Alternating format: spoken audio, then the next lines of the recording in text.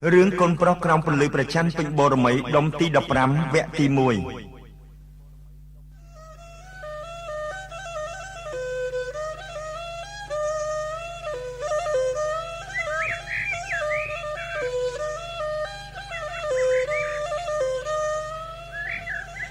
Nơi hộp bài nơi tí ní chỉ một bò một bên có bàn đài mẹ này nệp tiếng ban chui thôi càng nhiều vậy đòi nệp tiếng khác đại tới chả bong cứ chui mơ ôn haiនឹងជួយរៃទឹកស្រោចបន្លែបន្តិចបន្តួចនៅខាងក្រោយផ្ទះតែប៉ុណ្ណោះអូនស្រីមិនបានទៅរៀនទេចាខ្ញុំមិនសូវចេះអក្សរប្រហែលទេពីព្រោះនៅភូមិរបស់ខ្ញុំគ្មានសាលារៀនឲ្យបានគ្រប់គ្រាន់ម្យ៉ាងដោយសារតែមានការទម្លាក់គ្រាប់បែកផងនោះម៉ែក៏ឲ្យខ្ញុំឈប់រៀនតាំងពីអាយុ12ឆ្នាំមកម្ល៉េះគូអាណិតអសូរដល់ជីវិតនិងវាសនាអនាគតអ្នកដែលរស់នៅតាមជនបទដូចជាពួកយើងនេះណាកូនអ្នកជនបទក្រៅពីខ្វះខាតសាលារៀន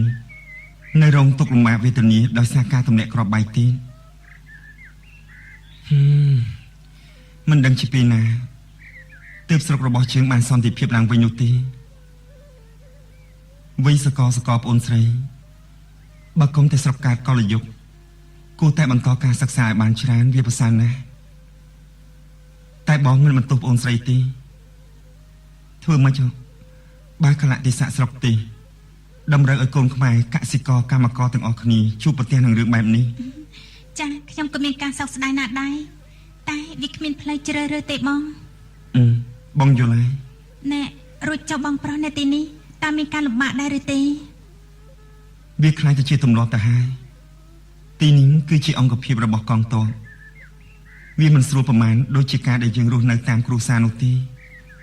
ប៉ុន្តែបងក៏មិនធុញទ្រាន់ដែរពីព្រោះបងចេះតែមានគំនិតមួយគិតថាចង់ធ្វើយ៉ាងណាឲ្យតែប្រទេសខ្មែរយើងគ្មានសង្គ្រាមទោះបីជាខ្លួនបងត្រូវលំបាកវេទនាក៏បងមិនគិតដែរបងមានគំនិតល្អណាស់ពាក្យសម្ដីនេះក៏ខ្ញុំធ្លាប់ឮពុករបស់ខ្ញុំក៏និយាយដែរ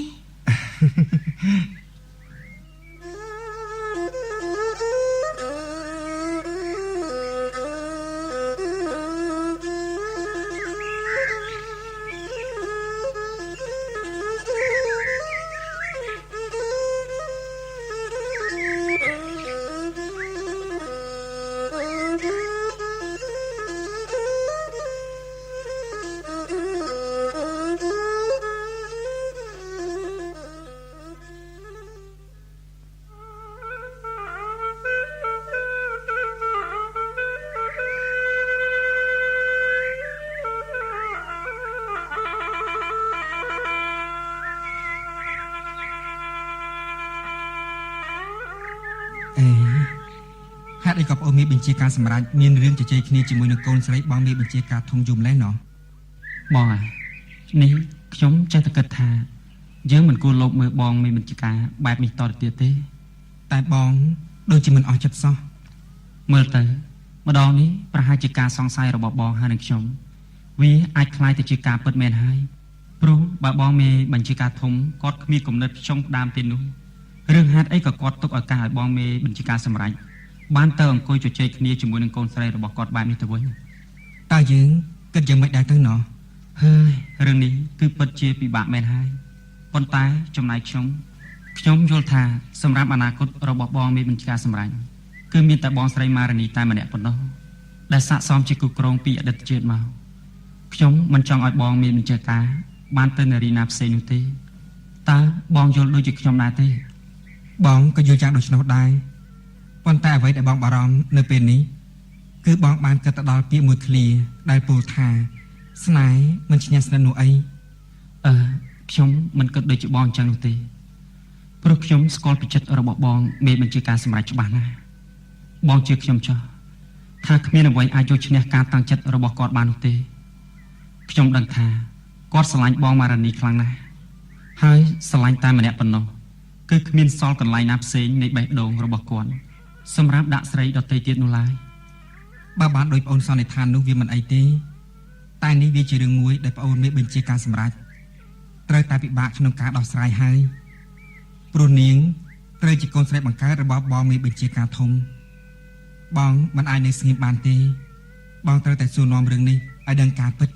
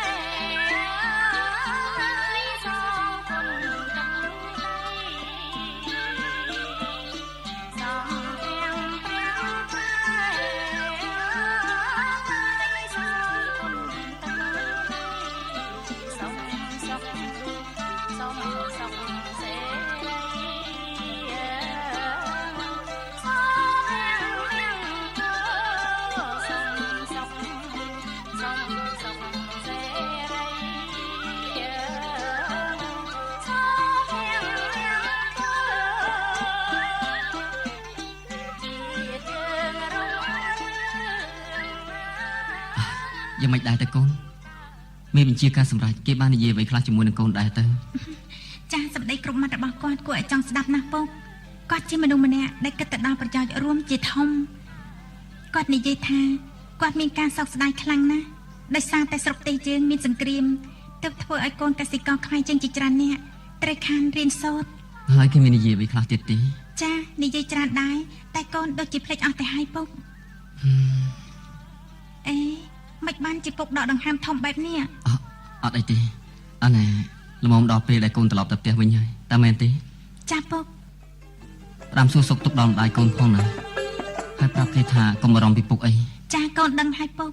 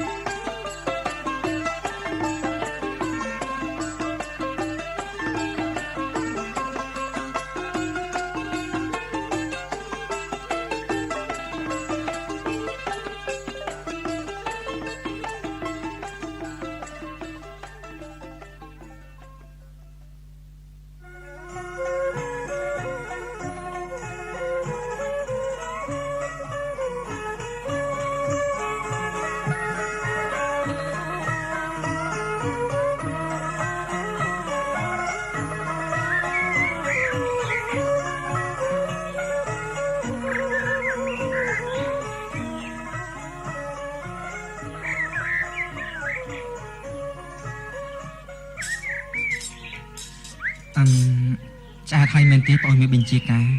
បាទឆ្អែតហើយបងថ្ងៃនេះសមាជិករឿងអីហ៎ទើបបានជាហូបបាយតិចបែបនេះអូគឺមកពីខ្ញុំទើបនឹងហូបនំសំរួចហ្នឹងណាបាននំសំពីណាមកអ្នកគ្រូពេទ្យម៉ារ៉ានីផ្ញើមកឲ្យតើមែនទេអត់ទេបងគឺអ្នកណាទៅគឺកូនស្រីបងមានបញ្ជាការធំយកមកឲ្យខ្ញុំហូបអស់តែមួយទេនៅសល់មួយទៀតខ្ញុំទុកឲ្យបងបងមិនហេវទេទុកហូបនៅពេលល្ងាចទៀតចុះអូនពេលបាយរួចហើយបងចង់ទៅនិយាយលេងជាមួយនឹងប្អូនមេបញ្ជាការសម្រាប់បន្តិចតើបានទេមានអីបងមិនដឹងជាចាំបាច់សុំអនុញ្ញាតមុនធ្វើអីទេចង់ទៅរកខ្ញុំនៅពេលណាក៏បានដែរព្រោះខ្ញុំនឹងបងគឺប្រៀបបីដូចជាបងប្អូនបង្កើនហើយតាអញ្ចឹងក៏បានដែរ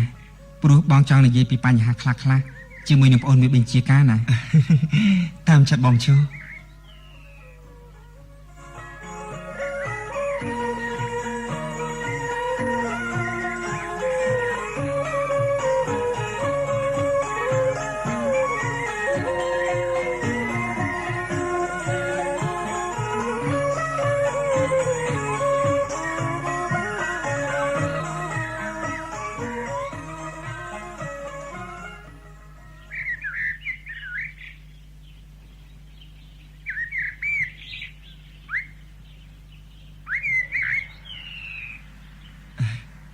បងធី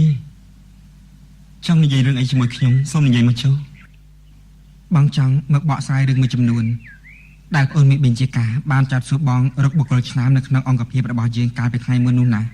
ហើយបងគិតថាជានរណាដែរទេ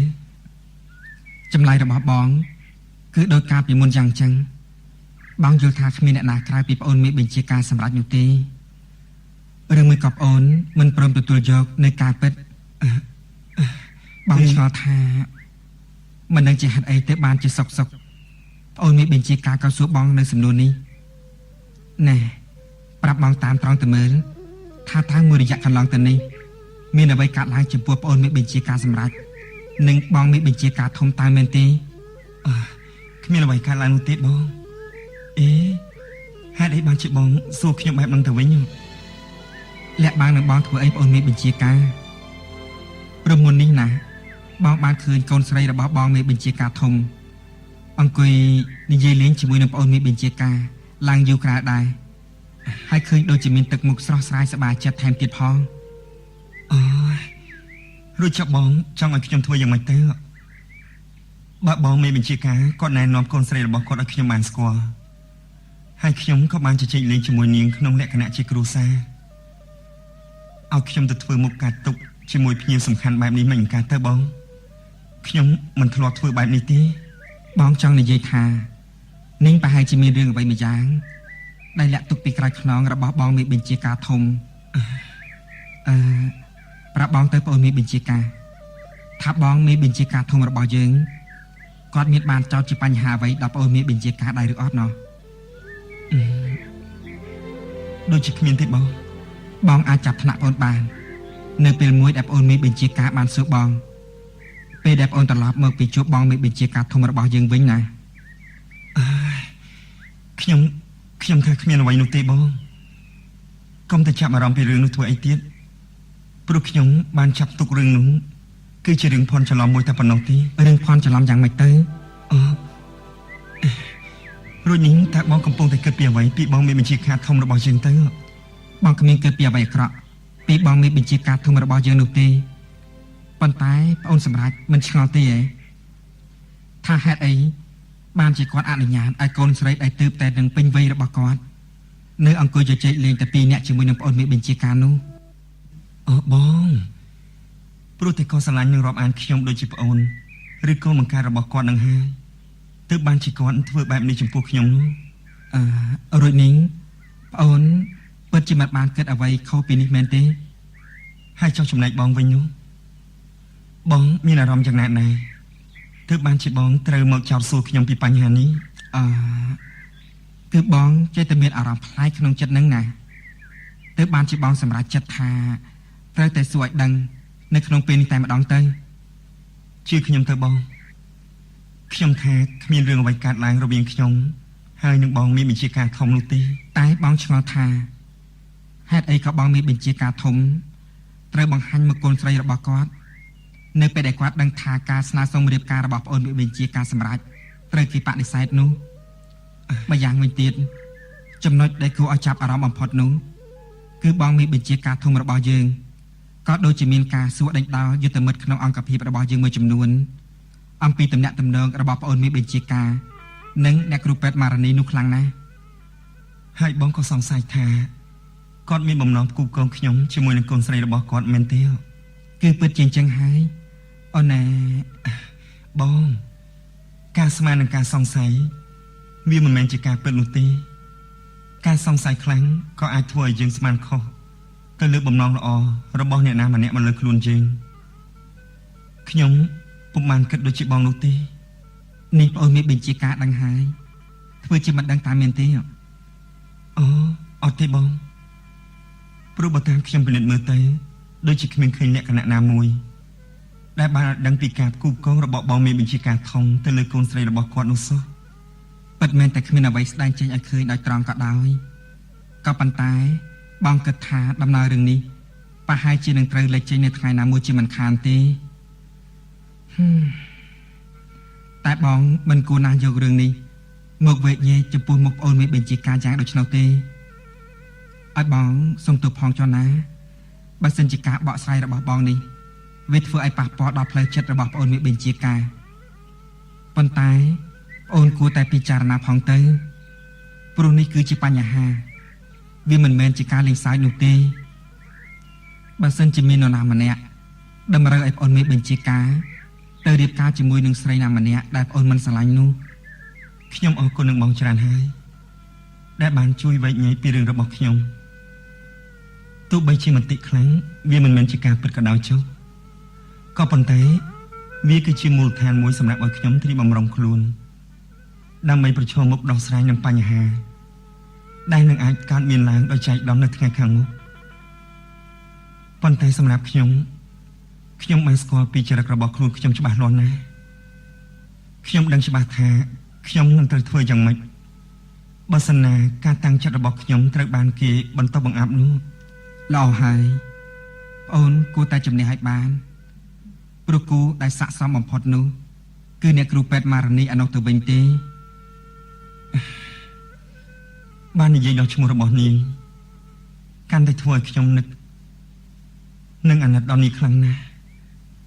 ពីព្រោះនាងនៅមិនទាន់ដឹងថាការស្នើសុំរៀបការជាផ្លូវការរបស់ខ្ញុំនេះត្រូវបានគេបដិសេធចោលនៅឡើយទេបងថាម៉េចហ្នឹងបានន័យថាប្អូនមេបញ្ជាការនៅមិនទាន់ប្រាប់នាងពីបញ្ហានេះនៅឡើយទេ នៅទេបងចំពោះនាងបានដឹងតែត្រឹមការស្នើសុំរបស់ខ្ញុំទៅលើនាងតែប៉ុណ្ណោះទេហើយខ្ញុំក៏គ្មានបំណងចង់ឲ្យនាងដឹងពីបញ្ហាស្មុគស្មាញរបស់ខ្ញុំនៅទីនេះដែរហើយចាំជាចាប់យើងមែនតើរួចនេះតាប្អូនមានបញ្ជាការចង់លាក់ការពិតជាមួយនាងយូរប៉ុណ្ណាដែរទៅគឺខ្ញុំត្រូវតែតស៊ូទោះបីជាស្ថិតនៅក្នុងដំណាក់កាលណាក៏ដោយចុះក៏ខ្ញុំត្រូវតែរងចាំពេលវេលាសមគួរណាមួយសម្រាប់ខ្ញុំនិងម៉ារ៉ានីដែរពីព្រោះស្នេហារបស់ខ្ញុំមួយគូនេះបានកើតឡើងដោយចៃដន្យហើយខ្ញុំជឿថានេះគឺប្រហែលមកពីព្រេងវាសនាដែលតម្រូវឲ្យយើងទាំងពីរបានជួបគ្នាហើយក៏ចាប់ផ្ដើមនឹករលឹកដល់គ្នាគ្រប់វិនាទីនៃដង្ហើមចេញចូលរបស់ខ្ញុំល្អណាស់សូមឲ្យស្នេហានេះបានថិតថេរជាអមតៈទៅចុះណាខ្ញុំអរគុណនឹងបងច្រើនហើយ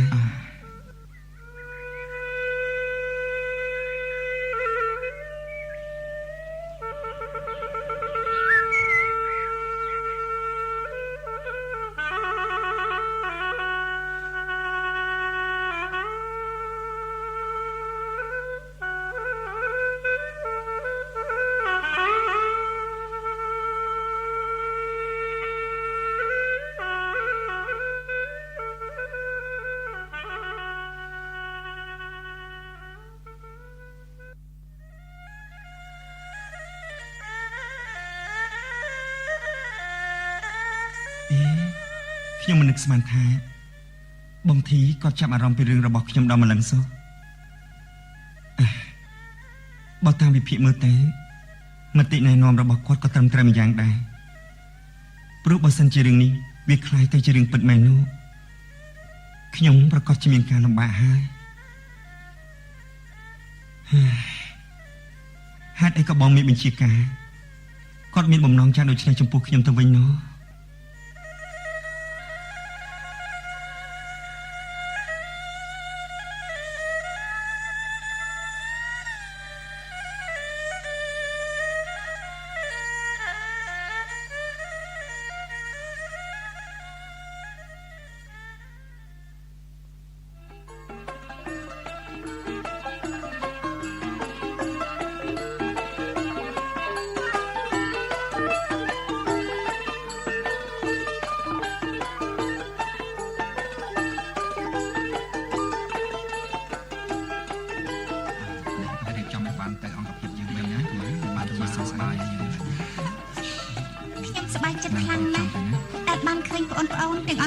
ជាសះស្បើយហើយនឹងត្រូវវិលត្រឡប់ទៅសមរភូមិមុខវិញនៅថ្ងៃនេះពេលដែលទៅដល់អង្គភាពហើយសូមកុំភ្លេចនឹកមកដល់មន្ទីរពេទ្យខំទៀនជាលៀងផងណាបានបងស្រីខ្ញុំមិនអាចបំភ្លេចទីនេះបានទេព្រោះទីនេះហើយដែលជួយឲ្យខ្ញុំមានសុខភាពល្អដូចជាដើមវិញអញ្ចឹងណាបងណាជាពិសេសនឹងសិលធម៌របស់បុគ្គលិកពេទ្យនៅទីនេះល្អប្រពៃណាហើយនេះមិនខឹងនឹងពួកបងទេដែលពួកបងចាក់ថ្នាំចុកឲ្យប្អូននោះអត់ទេបងមែនហើយរួចនេះបងស្រីមិនមានអ្វីផ្ដាំផ្ញើទៅដល់បងមានបញ្ជាការរបស់ខ្ញុំទេហ៎ចាំមានខ្ញុំផ្ញើកូនលិខិតតូចមួយនេះទៅឲ្យលោកមេបញ្ជាការសម្រេចផងសូមជួយយកទៅឲ្យគាត់ដោយផ្ទាល់ដៃផងណាបាទខ្ញុំធានាថានឹងបានដល់ដៃបងមេបញ្ជាការរបស់ខ្ញុំជាមិនខានទេបងអរគុណណាស់ហើយសូមកុំភ្លេចថែរក្សាសុខភាពឲ្យបានល្អផងបងមិនចង់ឲ្យពួកប្អូនកើតជំងឺគ្រុនចាញ់ម្ដងទៀតទេបាទខ្ញុំនឹងធ្វើតាមពាក្យណែនាំរបស់បងស្រីល្មមដល់ពេលចេញដំណើរហើយណាខ្ញុំដូចជាមិនចង់ឈានជើងចេញពីទីនេះសោះបងពេលនេះប្អូនជីហើយសមត្ថភូមិកំពុងតែរងចាំហេតុអីបែរជាមិនចង់ឈានជើងចេញពីមន្ទីរពេទ្យទៅវិញណាព្រោះខ្ញុំអ្នកចង់នៅស្ដាប់សម្ដីដ៏មានទឹកដមរបស់បងស្រីហ្នឹងណាបែបនេះមានកម្លាំងមែនតែនហើយទៅបានជាមកនិយាយលេងជាមួយបងបែបនេះបាទខ្ញុំគ្រាន់តែចង់លេងសើចជាមួយនឹងបងស្រីជាចុងក្រោយតែប៉ុណ្ណោះណែសូមបងស្រីកុំប្រកាន់នឹងខ្ញុំអីណាចាខ្ញុំមិនប្រកាន់អីទេអញ្ចឹងខ្ញុំសូមលាបងស្រីសិនហើយបងស្រីខ្ញុំមានសិនហើយណាខ្ញុំឃ្លីដែរអរគុណបងពេទ្យចំពោះការយកចិត្តទុកដាក់ថែរក្សាព្យាបាលដល់ពួកយើងខ្ញុំចាមិនអីទេព្រោះនេះជាភារកិច្ចរបស់បងខ្ញុំលាហើយណាបងចាទៅបានសុខណាបងខ្ញុំលាទាំងអស់គ្នាហើយតើពួកយើងតោះយើងនាំគ្នាទៅណាឆាប់ឡើង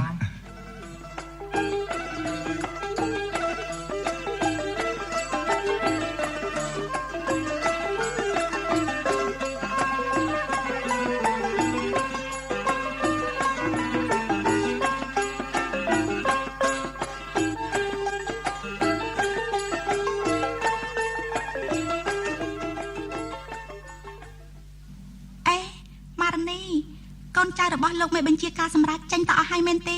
មែនហើយ ខ្ញុំថាមកឲ្យតាន់ពួកគេដែរប៉ុន្តែរវល់តែចែកថ្នាំឲ្យអ្នកជំងឺនៅអាគារនោះ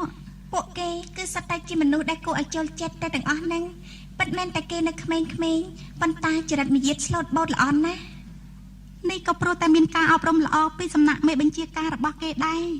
ទើបបានជាកូនចៅរបស់គាត់មានសិលធម៌និងការរស់នៅល្អបែបនេះឬមួយក៏ម៉ារនីមិនយល់ស្របជាមួយនឹងគំនិតរបស់ខ្ញុំទេ មកចាស់និយាយអ្វីក៏មិនភ្លេចពីឌឺដងឲ្យខ្ញុំដែរ ប៉ាត់មែនឬក៏អត់ហេតុអីក៏មិនឆ្លើយជាមួយនឹងខ្ញុំសិនទេ ចាខ្ញុំក៏យល់ស្របនឹងគំនិតរបស់អតីតដែរ ឃើញទេបើឆ្លើយថាយល់ព្រមនឹងគំនិតរបស់ខ្ញុំអញ្ចឹងទៅមានអ្នកណាគេទៅថាអីរួចនេះមានផ្ដាំផ្ញើទៅសួរសុខទុក្ខដល់គាត់ដែរឬក៏អត់ ខ្ញុំផ្ដាំរួចហើយតាតៃយើងទៅធ្វើការបន្តទៀតតោះ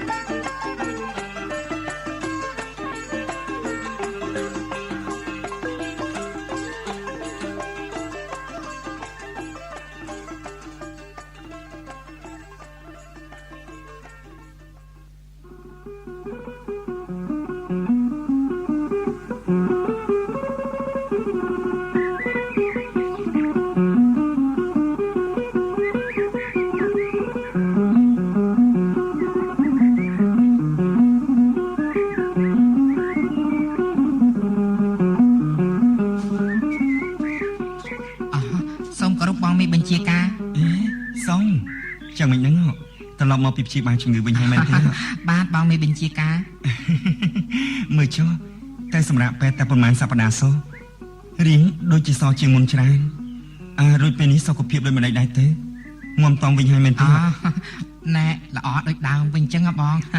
រួចចុះយុទ្ធមិត្តរបស់ជាងមួយចំនួនទៀតនោះ គឺជាដំណើរគ្នាតែម្ដងណែរួចពួកគេណាត្រឡប់មកដល់អង្គភាពវិញអស់ហើយ ខ្ញុំត្រេកអរមែនទែនដែលបានឃើញយុទ្ធមិត្តរបស់ជាងទាំងអស់គ្នាបានជាដូចដើមវិញនោះ បងមេបញ្ជាការ មានការអី បាទណែអ្នកគ្រូពេទ្យម៉ារនីគាត់ផ្ញើកោលិខិតមួយច្បាប់នេះមកឲ្យបងមេបញ្ជាការនេះបាទ ខ្ញុំអរគុណណាស់ញ៉ៃអញ្ចឹងអ្នកគ្រូពេទ្យម៉ារនីសុខសប្បាយធម្មតាទេ បាទកាលពីប្រហែលអាទិត្យមុនលើថាគាត់មិនស្រួលខ្លួនប៉ុន្តែណែគាត់នៅតែខិតខំថែរក្សាអ្នកជំងឺទាំងថ្ងៃទាំងយប់ខ្ញុំដូចជាអាណិតគាត់ដល់ហើយបងហើយជាពិសេសគឺគាត់ណែមានការយកចិត្តទុកដាក់ជាសំខាន់ដល់កងទ័ពដែលមានជំងឺទៅសម្រាប់ព្យាបាលនៅមន្ទីរពេទ្យនោះហើយកាន់តែពិសេសណាស់ទៅទៀតនោះគឺយកចិត្តទុកដាក់ចំពោះកងទ័ពដែលនៅក្នុងអង្គភាពរបស់យើងតែម្ដង ក៏ព្រោះតែនាងយល់ដល់មុខរបស់ខ្ញុំហ្នឹងណា ប្រហែលជាមិនមែនទេដឹងបងមេបញ្ជាការ ខ្ញុំនិយាយលេងតែ នេះបើសិនជានាងឮប្រហែលជានាងខឹងនឹងខ្ញុំផងក៏មិនដឹងហើយការពិតអ្នកគ្រូពេទ្យម៉ារនីម្នាក់នេះគេប្រហែលជាមានការឧស្សាហ៍ព្យាយាមនិងមានឧត្តមគតិខ្ពស់ចំពោះការងារនិងមុខនីតិរបស់គេទើបបានជាយុទ្ធមិត្តរបស់យើងគ្រប់គ្នានៅក្នុងអង្គភាពរបស់យើងមួយណាក៏ដោយឲ្យតែបានទៅជួបនាងគឺសិតតែបានលើកសរសើរពីនាងទាំងអស់ហ្នឹងមែនហើយ ខ្ញុំពេញចិត្តនឹងការខិតខំដើម្បីបម្រើដល់ផលប្រយោជន៍របស់កងទ័ពនិងប្រជាជនក្រីក្រពីសំណាក់អ្នកគ្រូពេទ្យម៉ារនីម្នាក់នេះខ្លាំងណាស់រៀងតូចស្ដាងទេប៉ុន្តែធ្វើការដូចជាមិនចេះខ្លាចនឿយហត់បន្តិចណាសោះ ប៉ិតមែនហើយបងជួនកាលពាក់កណ្ដាលយប់គាត់នៅឆ្លៀតដើរពិនិត្យមើលអ្នកជំងឺទៀតមានពេលខ្លាំងខ្ញុំក៏ធ្លាប់បានលេងសើចជាមួយនឹងគាត់ដែរបងមានដឹងទេថានៅពេលដែលខ្ញុំដឹងថាបងម៉ារនីដើរចិត្តដល់ក្រែរបស់ខ្ញុំក៏ទាញភួយមករត់អណ្ដាប់ហើយធ្វើជាគ្រុនញាក់ដល់តែគាត់ឃើញរបៀបនេះគាត់ក៏ស្ទុះស្ទាមកសួរនាំខ្ញុំហើយយកដៃស្ទាបក្បាលតែខ្លួនរបស់ខ្ញុំបែរជាមានកម្ដៅធម្មតាធ្វើឲ្យគាត់មានចម្ងល់លុះដល់តែពេលដែលគាត់ដឹងថាខ្ញុំធ្វើលេងទីនោះគាត់ក៏ណែ នាងក៏ខឹងមែនទេ អត់ទេបាទ ខ្ញុំដូចជាមិនធ្លាប់ឃើញបងម៉ារ៉ានីខឹងនឹងអ្នកជំងឺម្នាក់ណាទេបង រួចចុះបងចឹងតើនាងធ្វើយ៉ាងណាចំពោះការដែលប្អូនទៅធ្វើកំ pl ែងជាមួយនឹងនាងនោះ អហោះបាទក្រោយពេលដែលដឹងហើយបងស្រីក៏អស់សំណាចតែម្ដងទៅ អេចេះតែលេងសើចជាមួយអ្នកគ្រូពេទ្យបែបហ្នឹងទៅកើតដែរណោះ ពីព្រោះតែខ្ញុំដឹងថាបងពេទ្យម៉ារ៉ានីគាត់មិនប្រកាន់ខឹងនឹងអ្នកណាម្នាក់ទេទើបបានជាខ្ញុំហ៊ានលេងកំ pl ែងជាមួយនឹងគាត់នោះ ហើយចង់មានដឹងថានៅពេលណាទើបម៉ារ៉ានីផ្លាស់ចេញពីមន្ទីរពេទ្យឃុំពីមជាលៀងដែរឬទេ អូណែដូចជាមិនដែលធ្លាប់ឮគាត់និយាយពីរឿងនេះទេបង បើអញ្ចឹងខ្ញុំអរគុណនឹងសមម្ដងទៀតដែលបាននាំដំណឹងនេះមកដល់ខ្ញុំ អូបាទមិនអីទេបងណែអញ្ចឹងខ្ញុំសូមគោរពលាទៅកន្លែងរបស់ខ្ញុំវិញហើយបង ទៅចុះ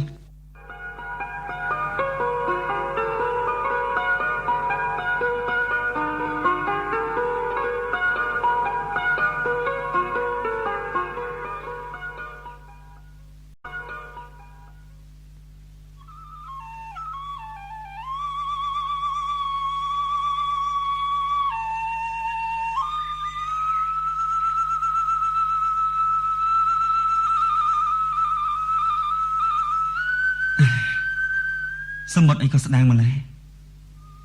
ហេតុអីក៏នាងមិនសរសេរឲ្យវែងជាងនេះបន្តិចទេមិនដឹងថាអត្ថន័យនៅក្នុងសម្បត្តិនេះមានពាក្យពេចន៍យ៉ាងណានោះទេតើនាងសរសេរយ៉ាងម៉េចខ្លះទៅណោះ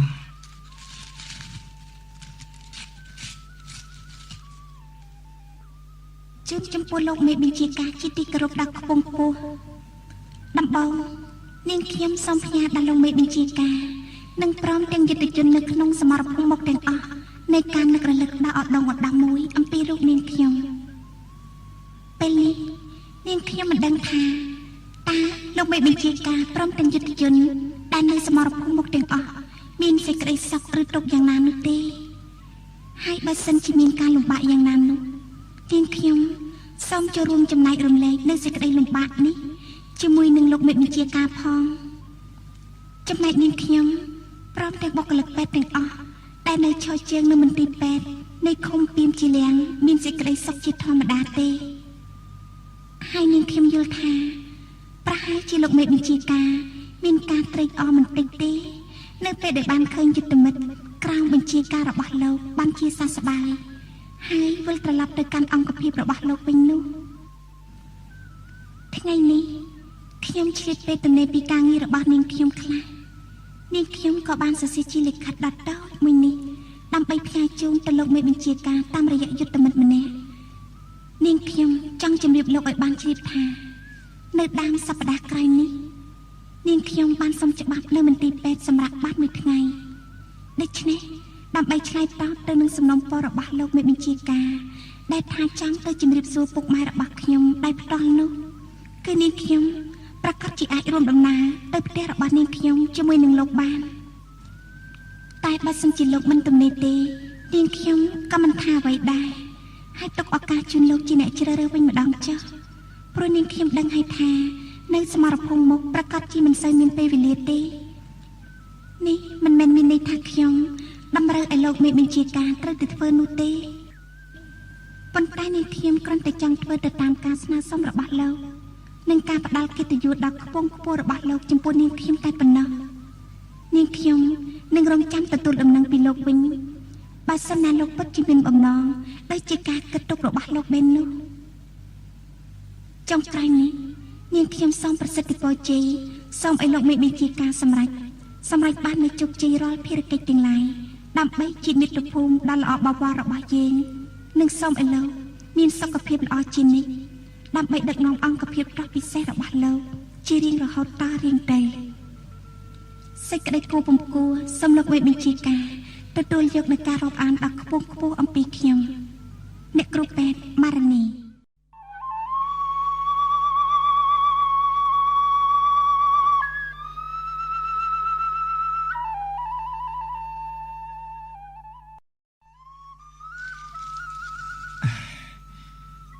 ខ្ញុំអរគុណនឹងម៉ារ៉ានីខ្លាំងហើយ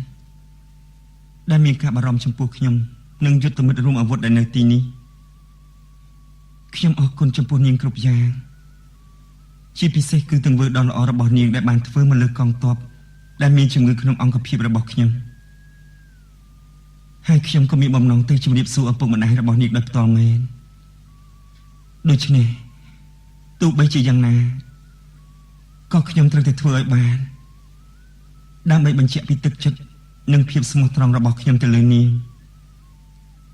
ម៉ារ៉ានីរំចាំខ្ញុំចុះខ្ញុំនឹងព្យាយាមសុំច្បាប់ពីអង្គភាពរបស់ខ្ញុំហើយខ្ញុំពេញចិត្តនឹងរួមដំណើរជាមួយនាងដើម្បីទៅឲ្យដល់ផ្ទះរបស់នាងនៅក្នុងស្រុកក្រូចឆ្មា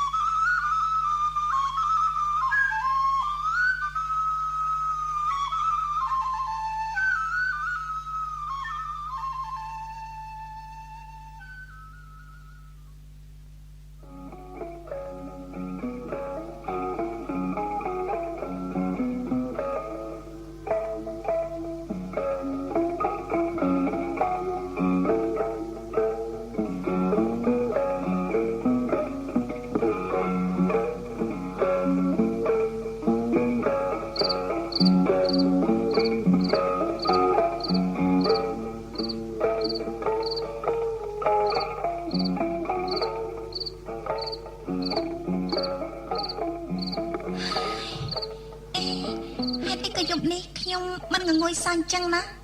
អូអាកាសធាតុដូចជាមិនស្អប់ស្អាតប្រហែលទេជប់នេះយ៉ាងម៉េចចេះអូមែនណាស់តែពេលដែលលោកមេបញ្ជាការបានអានសម្បត្តិរបស់ខ្ញុំរួចមិនដឹងថាលោកគិតយ៉ាងណានោះទេតានេះសមហេតុផលដែរទេក្នុងការដែលខ្ញុំសរសេរសម្បត្តិដែលមានអត្ថន័យបែបហ្នឹងទៅដល់លោកមេបញ្ជាការនោះខ្ញុំមានការបារម្ភខ្លាំងណាស់មិនដឹងគិតយ៉ាងម៉េចទៀតទេនេះ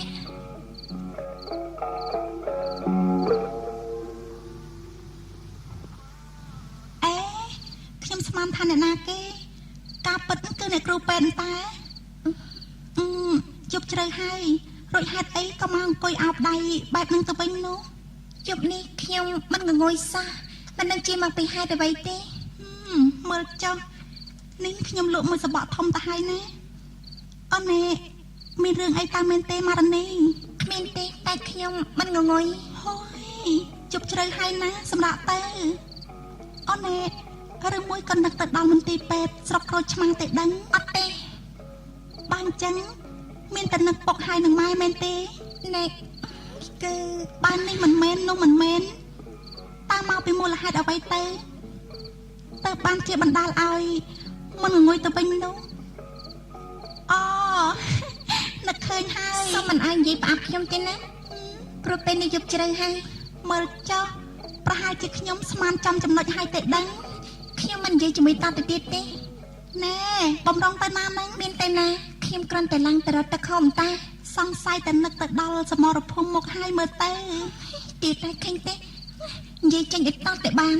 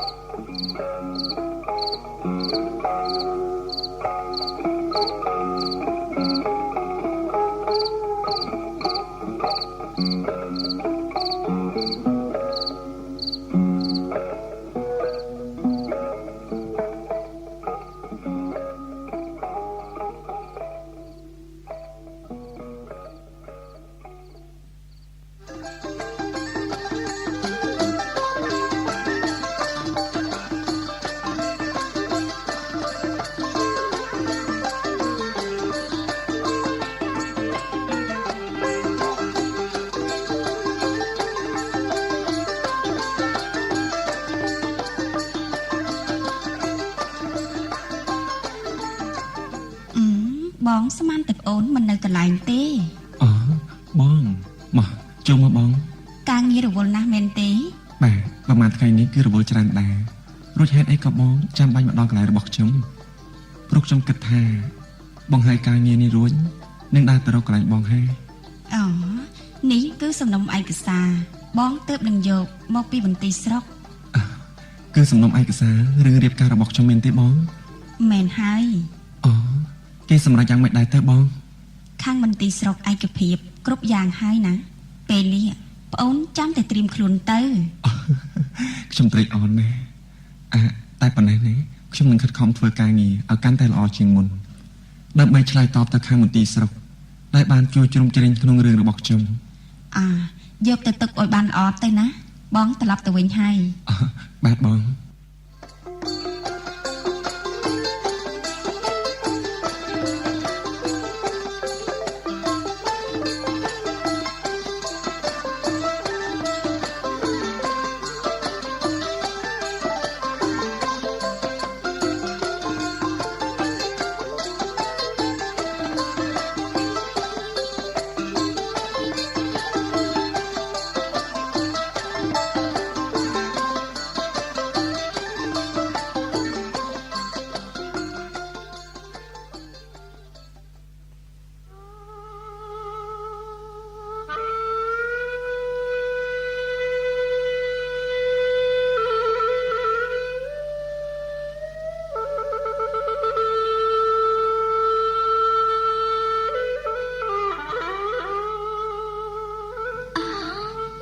ខ្ញុំបានសំណុំពររួចហើយ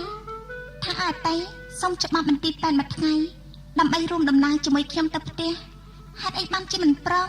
ណែខ្ញុំគិតថានេះគឺជាឱកាសតែមួយគត់ដែលម៉ារនីត្រូវតែធ្វើដំណើរពីទីនេះទៅដល់ផ្ទះជាមួយនឹងលោកមេបញ្ជាការសម្រាប់មើលចុះស្គាល់ចិត្តស្គាល់ថ្លើមគ្នាយូរហើយនៅតែធ្វើដូចជាខ្លាចយ៉ាងម៉េចមិនដឹងទេម្ចាស់បើសិនជាខ្ញុំរួមដំណើរជាមួយក៏មិនដឹងជាជីត្រង់ណាដែរព្រោះកង់របស់គាត់មានតែមួយមិនឃើញទេតែរៀបចំខ្លួនទៅកុំឲ្យគាត់ចាំយូរណាពិតជាមិនព្រមជូនខ្ញុំតែមែនណាពិតមែននឹងហើយព្រោះខ្ញុំមានបានដាក់ច្បាប់ឯណាមកឲ្យឆាប់ឡើងទៅខ្លាចអីទៅលោកមេបញ្ជាការគាត់ជាមនុស្សល្អណាស់តែក្រែងលោកមិនសមទេដឹងដែលយើងហ៊ានជិះកង់ទៅពីអ្នកគាត់ទៅដល់ផ្ទះនោះនេះនិយាយច្រើននាំតែខាត់ពេលវេលាទេមានអីដែលថាមិនសមទេព្រោះរឿងរបស់ម៉ារនីហើយនឹងគាត់វាស្ទើរតែคล้ายទៅជារឿងប្តីប្រពន្ធទៅហើយគឺនៅតែថ្ងៃរៀបការតែប៉ុណ្ណោះតាមកឲ្យឆាប់ឡើងគាត់ឈរចាំយូរហើយណាអត់ទេ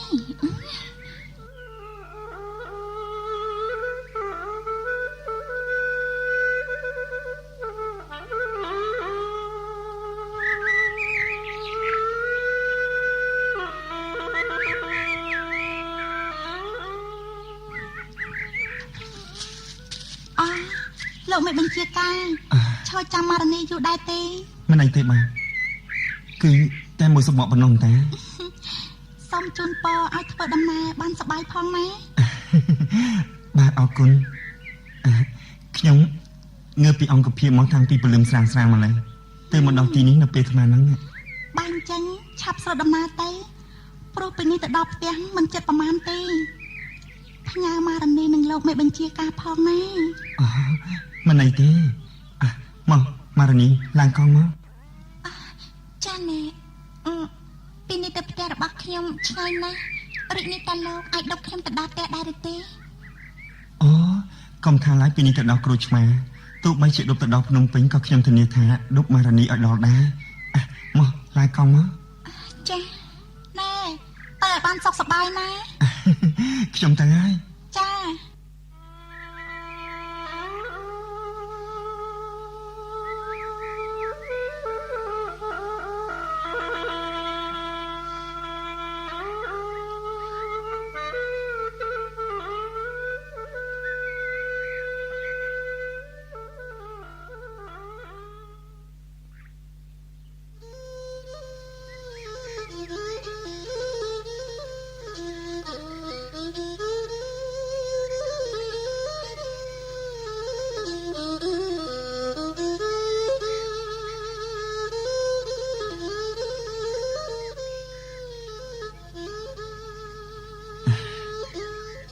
ម៉ារនី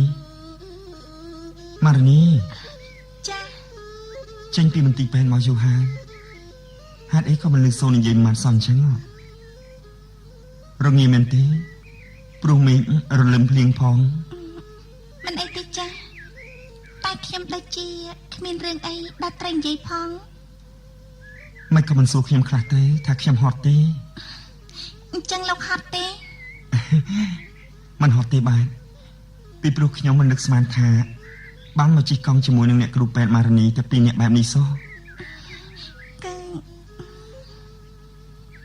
អេមិនក៏ស្ងាត់ទៀតទៅហើយ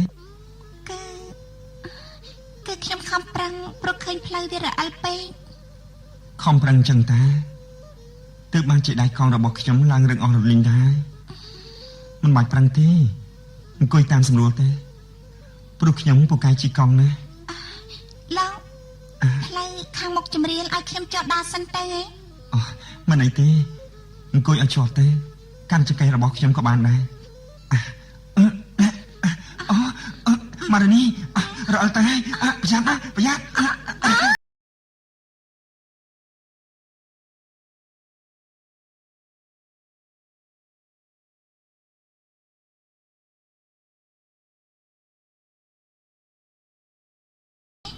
ខ្ញុំប្រាប់ហើយថារអិលនៅតែមិនជឿទៀត ឲ្យខ្ញុំសុំទោសដែលធ្វើឲ្យម៉ារនីធ្លាក់ចូលទឹកស្រែទៅទឹកអស់ទៅហើយនេះ មិនអីទេចាធ្វើម៉េចបាត់ដីវារអិល ម៉ារនីមិនខឹងនឹងខ្ញុំទេ ចាមានរឿងអីដែលត្រូវខឹងនោះ ចិត្តធ្ងន់ណាស់ហើយសាច់អីទៅ មើលមុខរបស់លោកប្រឡាក់ពួកអស់លេង អេកុំសាច់ខ្ញុំអីមុខរបស់នាងក៏ប្រឡាក់ដែរ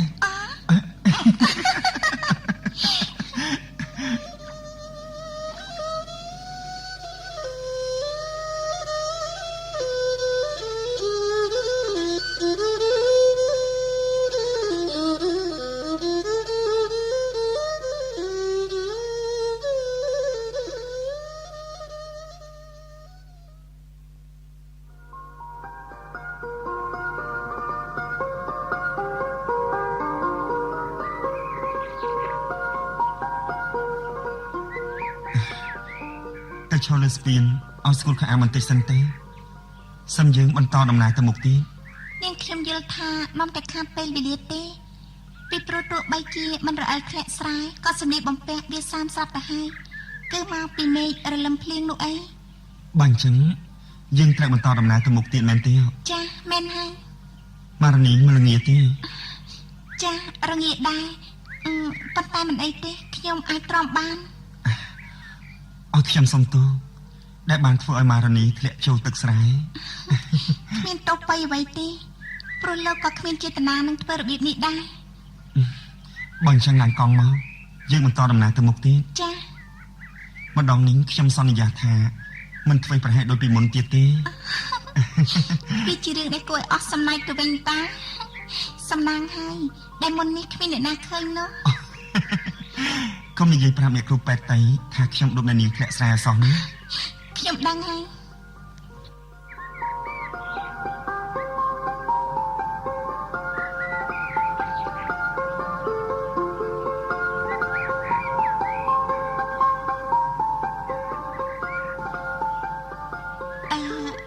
តែដល់ផ្លូវខាងមុខនោះបាត់ស្ដាំទៅចា ថ្ងៃនេះខ្ញុំបានមកដល់ផ្ទះរបស់ម៉ារនីថ្ងៃក្រោយខ្ញុំសង្ឃឹមថាម៉ារនីនឹងទៅលេងផ្ទះរបស់ខ្ញុំវិញជាមិនខានមិនថាអញ្ចឹងទេ ចាព្រោះខ្ញុំក៏ចង់ស្គាល់ភូមិពីមកោស្នានោះដែរនៅក្នុងខេត្តកំពង់ចាមយើងនេះភូមិដែលឈ្មោះពីរយជាងគេគឺភូមិពីមកោស្នានោះហើយ ជាទឹកដីកំណើតរបស់ខ្ញុំទោះបីជាទៅដល់ទីណាក៏ខ្ញុំមិនអាចបំភ្លេចអនុស្សាវរីយ៍នៅក្នុងទឹកដីនៃភូមិពីមកោស្នានោះបានដែរខ្ញុំមានប្រវត្តិជូរចត់ច្រើនណាស់កាលនៅពីកុមារភាពព្រោះតែខ្ញុំកើតមកជាកូនកសិករក្រីក្រខ្ញុំតែងតែនឹកទៅដល់គុណម្ដាយឪពុករបស់ខ្ញុំដែលលោកទាំងពីរបានខិតខំតស៊ូនឹងជីវិតដើម្បីចិញ្ចឹមបីបាច់ថែរក្សាកូនដែលនៅក្នុងបន្ទុកចំនួន6នាក់ដោយការប្រកបមុខរបរដាំដំណាំ ហើយឆ្លៀតពេលទំនេរពុករបស់ខ្ញុំគាត់ចែកទូកទៅរាយសន្ទូចនិងដាក់មងដើម្បីយកត្រីមកដោះស្រាយជីវភាពរស់នៅក្នុងគ្រួសាររបស់ខ្ញុំក្រណាស់នឹកឃើញគ្រាមួយនោះពេលដែលខ្ញុំឃើញគេហូបនំប៉័ងខ្ញុំក៏ចង់ហូបដែរប៉ុន្តែនៅក្នុងខ្លួនរបស់ខ្ញុំគ្មានម៉ូសែនសោះហើយក៏ទ្រាំអង្គុយលេបទឹកមាត់តែម្នាក់ឯងទៅនេះគឺជារឿងពិតរបស់លោកមេបញ្ជាការមែនទេមែនហើយម៉ារ៉ានីដឹងទេដោយសារតែភូមិពីមកោស្នាគ្មានសាលាមធ្យមសិក្សាហើយដើម្បីបន្តការសិក្សាជាបន្តទៅទៀតនោះខ្ញុំក៏បានសម្រេចចិត្តចាកចេញពីគ្រួសារដើម្បីទៅបន្តការសិក្សានៅឯភ្នំពេញតាមការណែនាំរបស់ឪពុកខ្ញុំត្រូវធ្វើដំណើរដោយទូកតែម្នាក់ឯងជាមួយនឹងបង្វិចអង្គមួយបង្វិចតូចហើយនឹងលុយ12រៀលដែលម្ដាយរបស់ខ្ញុំបានដាក់នៅក្នុងហោប៉ៅអាថ្ងៃនោះខ្ញុំមិនអាចទប់ទឹកភ្នែកបានទេដោយសារតែឃើញម្ដាយរបស់ខ្ញុំគាត់សម្រក់ទឹកភ្នែកលោកអាណិតខ្ញុំព្រោះតែខ្ញុំនៅវ័យក្មេងពេកហើយដែលត្រូវចាកចេញឆ្ងាយពីការថ្នាក់ថ្នមរបស់ឪពុកម្ដាយដើម្បីស្វែងរកចំណេះវិជ្ជាខ្ញុំនៅចាំមិនភ្លេចទេថាពេលនោះបេះដូងរបស់ម្ដាយខ្ញុំដែលលាយឡំជាមួយនឹងដំណក់ទឹកភ្នែកស្រែកដង្ហែហៅខ្ញុំពេលដែលទូកចេញចាកពីកំពង់ឆ្ងាយបន្តិចម្ដងងងជោគរូបក្មេងប្រុសដ៏កំសត់ម្នាក់ឆ្ពោះទៅកាន់រាជធានីរបស់ខ្មែរយើង12រៀលគឺមានអត្ថន័យធំធេងខ្លាំងណាស់សម្រាប់ទឹកចិត្តម្ដាយក្នុងនាមជាកសិករមួយរូបដែលខំពង្រត់ពុយមាត់ពីកដើម្បីឲ្យកូនជាទីស្រឡាញ់ទុកដោះស្រាយក្នុងការធ្វើដំណើរពីកំពង់ចាមទៅកាន់រាជធានីភ្នំពេញពេលឯទូបាននាំខ្លួនរបស់ខ្ញុំទៅដល់មាត់កំពង់ផែភ្នំពេញនាម៉ោង3ទៀបភ្លឺដើម្បីសន្សំប្រាក់12រៀលនេះខ្ញុំត្រូវធ្វើដំណើរដល់ថ្មើរជើងពីកំពង់ផែរហូតទៅដល់វត្តនិកវ័នដែលជាទីឋានថ្មីស្រឡាញ់មួយសម្រាប់ជីវិតកូនអ្នកស្រីមួយរូបដែលពុំធ្លាប់បានស្គាល់តតែសោះកាលពីមុនមកនៅទីនោះខ្ញុំបានតស៊ូនឹងជីវិតជាក្មេងវត្តចាស់លំបាកលំបិនជាមួយនឹងការដែលគ្មានកន្លែងសម្រាប់ឲ្យបានត្រឹមត្រូវដោយក្មេងវត្តទាំងឡាយដែលនៅទីនោះត្រូវនាំគ្នាផ្លាស់ប្ដូរកន្លែងសម្រាប់ជារៀងរាល់យប់ហើយអ្វីដែលធ្វើឲ្យក្មេងវត្តខ្លាចបំផុតនោះគឺនៅក្នុងរដូវភ្លៀងព្រោះពេលណាដែលមានភ្លៀងធ្លាក់ម្ដងក្មេងវត្តទាំងឡាយគ្មានកន្លែងជ្រកឬក៏សម្រាប់នោះទេជាពិសេសដើម្បីឲ្យបានរួចខ្លួនពីមុខខំដ៏ច្រើនយើងបាននាំគ្នាទៅដេកក្រោមគ្រែរបស់ព្រះសង្ឃហើយសូមឲ្យព្រះសង្ឃទម្លាក់ជើងមុំឲ្យដល់ក្តារដើម្បីបានសម្រាប់តម្រាំនឹងទល់ភ្លឺកាលនោះខ្ញុំនឹកផ្ទះខ្លាំងណាស់ខ្ញុំនឹកដល់ភូមិកំណើតតែព្រោះតែស្រឡាញ់ចំណេះវិជ្ជាខ្ញុំក៏ស៊ូទ្រាំរស់នៅទោះបីជាពេលខ្លះនៅក្នុងសាលារៀនគេហៅខ្ញុំថាអាក្មេងវត្តស៊ីបាយវត្តយ៉ាងណាក៏ដោយចុះជីវិតក្មេងវត្តនេះហើយដែលធ្វើឲ្យខ្ញុំចងចាំជានិច្ចនៅក្នុងបេះដូងរបស់ខ្ញុំទីនោះហើយដែលបានផ្លាស់ប្ដូរវ័យពីកុមារភាពរបស់ខ្ញុំឲ្យទៅជាវ័យជំទង់មួយដែលគ្មានអ្វីគ្រប់យ៉ាងសូម្បីតែសម្លៀកបំពាក់និងមុងភួយសម្រាប់បណ្ដុំលោកឈប់កង់សិនទៅចាំមិននឹងម៉ារ៉ានី សម្រាប់ជួបភ្នែកមែនទេ ចាអត់ទេ នេះគឺម៉ារនីយងហ៎ នេះគឺជាលើកទី1ហើយដែលលោកបាននិយាយប្រាប់ពីប្រវត្តិកំសត់របស់លោកប្រាប់ខ្ញុំមិនដែលគិតតតែសោះថាជីវិតរបស់លោកជួបនឹងរឿងកំសត់បែបនេះ អញ្ចឹងគឺមកពីខ្ញុំមែនទេដែលធ្វើឲ្យម៉ារនីស្រក់ទឹកភ្នែកនោះសូមទោសខ្ញុំមិនគួរនិយាយប្រាប់នាងពីប្រវត្តិរបស់ខ្ញុំនៅក្នុងពេលនេះសោះ ចាមិនអីទេព្រោះពេលដែលបានស្ដាប់ហើយគឺកាន់តែធ្វើឲ្យខ្ញុំអាណិតលោកលើសពីពេលណាទាំងអស់ ពិតមែនទេម៉ារនី ចា ពាក្យមួយឃ្លាបានពោលថាអាណិតធំជាងស្រឡាញ់ខ្ញុំរំចាំពាក្យនេះពីមាត់របស់នាងយូរមកហើយជឿទឹកភ្នែកចេញទៅរួចយើងធ្វើដំណើរតទៅមុខទៀត ចិត្តដល់ផ្ទះរបស់ខ្ញុំហើយនោះអីមើលឃើញលឹមមករួចស្ពានដែលយើងកំពុងឈរនេះអ្នកភូមិគេឲ្យឈ្មោះថាស្ពានរកាខ្នោកាលនៅតូចខ្ញុំឧស្សាហ៍មកលេងនៅលើស្ពាននេះណា ស្ពានរកាខ្នោវាសមនឹងឈ្មោះស្ពានពីមកោសនាណាស់មែនទេម៉ារនី ចាកាលពីនៅតូចខ្ញុំតែងតែមានបំណងថាបើសិនជាខ្ញុំធំឡើងហើយខ្ញុំមានលទ្ធភាពខ្ញុំនឹងធ្វើបន់ផ្កាមួយដើម្បីប្រមូលប្រាក់យកមកកសាងជួសជុលស្ពាននេះជាថ្មីព្រោះលោកក៏ឃើញស្រាប់ហើយថាស្ពាននេះវាត្រឹមត្រូវ មានគំនិតប្រហាក់ប្រហែលនឹងខ្ញុំដែរម្យ៉ាងការកសាងផ្លូវថ្នល់និងការកសាងស្ពានវាបានបន់ច្រើនណាស់ព្រោះនៅក្នុងភូមិស្រុកនីមួយៗប្រជាកសិករយើងត្រូវការបំផុតគឺផ្លូវថ្នល់នេះហើយព្រោះវាងាយស្រួលក្នុងការធ្វើដំណើរទៅមកជាពិសេសសម្រួលដល់ការដឹកនាំឆ្លងកាត់ពីស្រុកស្រែចម្ការទៅទីប្រជុំជនសរុបសេចក្តីទៅបើមានផ្លូវលំល្អស្ពានថ្មរឹងមាំវាពិតជាមានប្រយោជន៍ដល់ប្រជាកសិករជាងណាស់មិនថាអញ្ចឹងទេ ចាត្រឹមត្រូវល្អណាស់ប៉ុន្តែបើប្រទេសយើងរវល់តែមានសង្គ្រាមបែបនេះមិនដឹងជាថ្ងៃណាទេ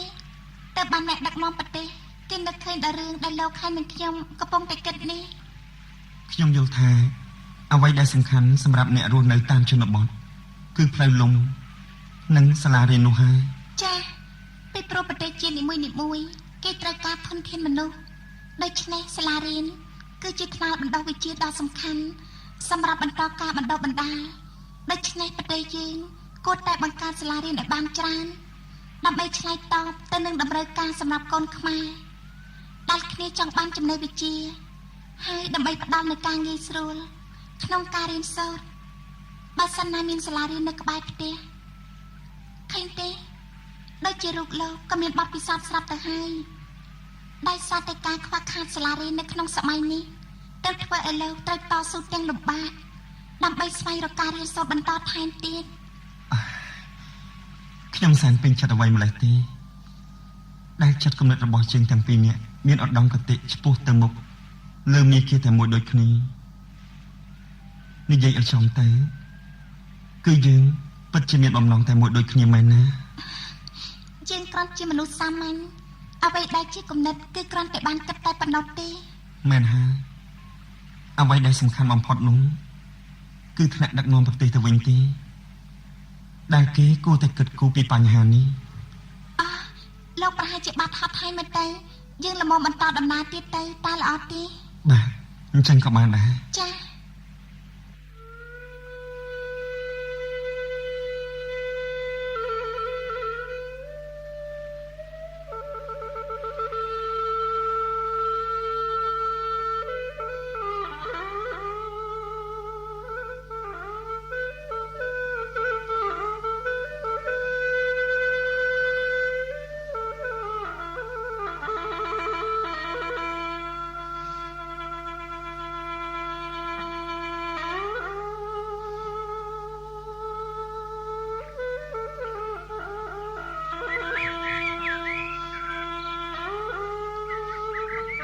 ឈប់ត្រង់ហ្នឹងហើយ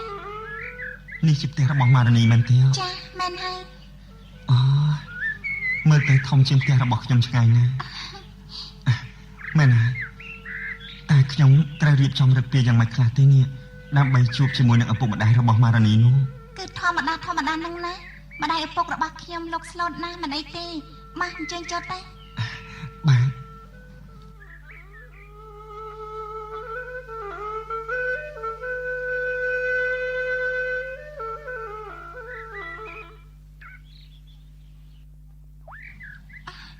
ប៉កម៉ែកូនជំរាបសួរ កុំនេះមកកូនពុកនឹងម៉ែទៅប្រនឹកដើមកូនខាលប្រយុទ្ធវិញនេះឯងណាមកកូនណែពុកនឹកកូនណាស់ណា ហើយនេះគឺជាលោកមេបញ្ជាការឈ្មោះសម្រាប់ ខ្ញុំមកជំរាបសួរលោកពូអ្នកមីង លើកដៃថ្វាយព្រះណា លើកដៃថ្វាយព្រះ ហើយម៉ែវាណែទៅយកកាទៀលក្រហមថ្មីជាងគេយកមកក្រាលជូនលោកក្មួយមេបញ្ជាការណាណែឲ្យឆាប់ឡើងទៅម៉ែវា មិនអីទេបាទខ្ញុំអង្គុយលើក្រែបែបនេះល្អហើយ ទេតែវាមិនសមទេណាក្មួយចាំបន្តិចសិនទៅណា មិនអីទេបាទ